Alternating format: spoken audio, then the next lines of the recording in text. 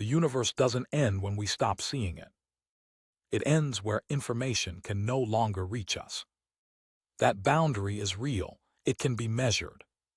And every observation NASA makes pushes closer to it. What those observations are showing isn't something hiding beyond the universe, but how incomplete our descriptions of it still are.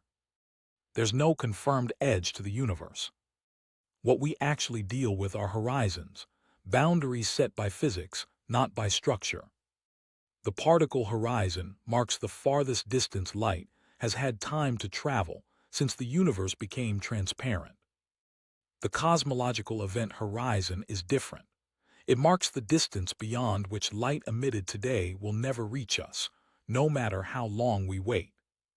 These aren't walls in space. They're limits in time. When astronomers look at distant galaxies, they see that space itself is expanding.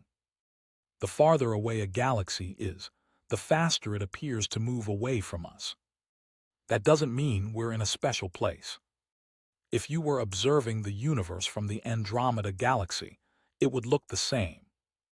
Every other galaxy would still appear to be moving away in all directions. Expansion happens everywhere. It's uniform. In the late 1990s, astronomers discovered something unexpected. The expansion of the universe isn't slowing down, it's accelerating. The cause is called dark energy, not because we understand it, but because we can measure its effects without knowing what it actually is. The observable universe contains roughly 2 trillion galaxies, each one separated by distances so large that light takes billions of years to cross them. When we look farther out, we're also looking farther back in time. The most distant galaxies appear smaller, bluer, and less massive. Their light began its journey when the universe was younger, hotter, and far less structured. By measuring how specific wavelengths of light stretch as space expands, astronomers can tell how long that light has been traveling. The farther the galaxy, the earlier in cosmic history we're seeing it. Beyond the earliest galaxies, stars hadn't formed yet. Matter hadn't collapsed into dense structures. And earlier still, light itself couldn't travel freely. In the first few 100,000 years after the Big Bang, the universe was hot and dense enough that photons constantly scattered off charged particles. When things finally cooled enough for neutral atoms to form, light was able to move in straight lines. That ancient radiation still exists today as the cosmic microwave background.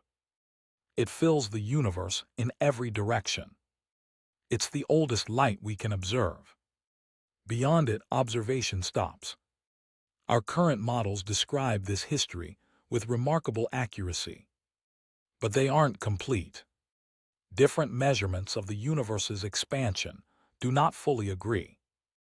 Dark matter has never been directly detected, and dark energy remains unexplained. These aren't failures of observation. They're limits of understanding. NASA didn't discover something unexpected beyond the universe. It discovered that our measurements have become more precise than our explanations. As the universe continues to expand, different futures are possible. Stars eventually run out of fuel. Galaxies drift beyond one another's horizons. If expansion continues forever, the universe slowly grows colder and darker. If it slows or reverses, collapse becomes possible. These aren't predictions. They're long-term extrapolations. They unfold on timescales so large that they're difficult to fully grasp. The universe doesn't present an ending we can see, only boundaries we can measure. What lies beyond the observable horizon isn't hidden from us. It's simply unreachable. And that boundary isn't a failure of science. It's where explanation ends.